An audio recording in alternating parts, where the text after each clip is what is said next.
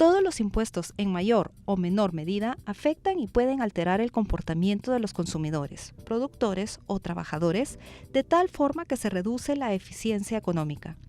Un sistema tributario ideal debería minimizar en la medida de lo posible los efectos negativos sobre la eficiencia económica.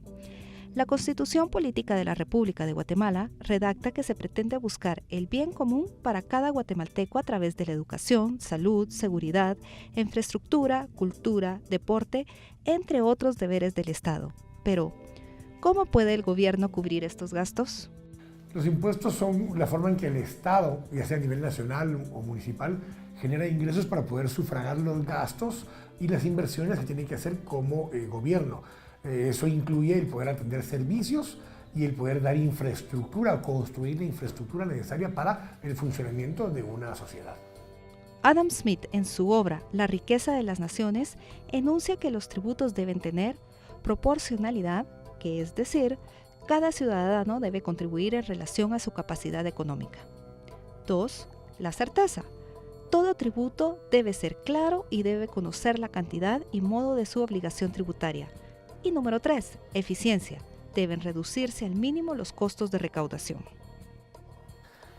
Cuando vemos el decreto el 10/2012, que es donde se modifica la base tributaria, de hecho, para efectos prácticos, se cambia por completo 3 impuestos. El impuesto sobre la renta se cambia completamente, hay un nuevo impuesto sobre la renta y se modifican cosas que tienen que ver con el IVA y que tienen que ver con pagos de dividendos, entre otras cosas. Suceden 2 cosas positivas para Guatemala. Se amplía la base tributaria, quiere decir que hay 350,000 personas más que antes no tributaban, que ahora sí pagan por lo menos un quetzal de impuesto. La mayoría de ellos son profesionales o gente asalariada que, como se redujo la base mínima del impuesto, hay más gente que tiene que pagar impuestos o por lo menos declarar. Es una cosa positiva porque se empieza a ampliar un poco la base impositiva. Guatemala cerró el 2013 con una subida del 9.2% en la recaudación de impuestos, pero un déficit del 5.3% respecto a las metas fijadas por las autoridades tributarias del país.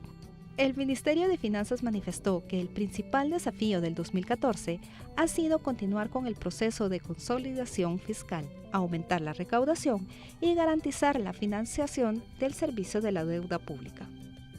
¿Qué fue lo malo que tuvo el sistema?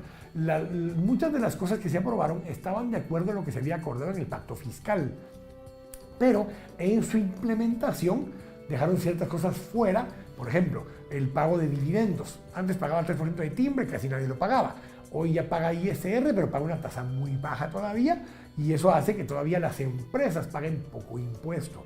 Y de hecho el impuesto sobre la renta de las empresas está bajando, que está bien, pero el dividendo, que es el capital que uno ha ganado, debería estar por lo menos en 7%, igual que lo que ganamos los profesionales o las personas asalariadas. Ese es un problema. El segundo, se redujo sustancialmente la tasa de circulación de vehículos y se redujo a la mitad prácticamente. Eso redujo sustancialmente una parte del ingreso que tenía previsto el gobierno que iba a tener. Y lo tercero es que se descuidó por completo todo lo que es el tema de aduanas. Entonces, aunque en Guatemala sigue creciendo entre un 3,5% y un 4% anual y las importaciones siguen creciendo a ritmos de arriba del 5 o 6%, los ingresos por aranceles están bajando. Y eso quiere decir que hay contrabando. Y más en contrabando quiere decir que por las mismas aduanas pasan productos que no pagan impuestos. Y eso es el principal problema que ha tenido este gobierno en el tema de la recaudación. Según expertos y medios de comunicación, el gobierno actual se ha caracterizado por una mala gestión financiera. La falta de consenso por la meta de recaudación estuvo influenciada por las diferencias entre el exjefe de la SAT, Miguel Gutiérrez, y el exministro de Finanzas, Pavel Centeno. La SAT modificó la meta de recaudación a 49,107 millones de quetzales. Hay 2 cosas que tienen que poder todavía enfocarse ahora. A veces yo pienso en particular que la razón por la que han hecho cada vez más ineficiente la SAT es para poder contratar a una empresa Collector de Córdoba, Argentina, es lo que más se ha hablado, para que se haga cargo de la recaudación como un negocio de corrupción del gobierno. Entonces, lo que hay que hacer es volver a hacer eficiente el sistema de administración tributaria. Pareciera ser que a veces es a propósito que lo hacen ineficiente para poder justificar que hay que subcontratar a una empresa para que asuma ese rol.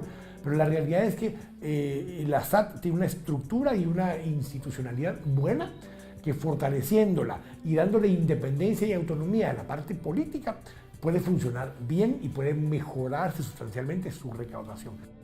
El Estado debe garantizar un punto de equilibrio en donde lo recaudado iguale a lo aportado.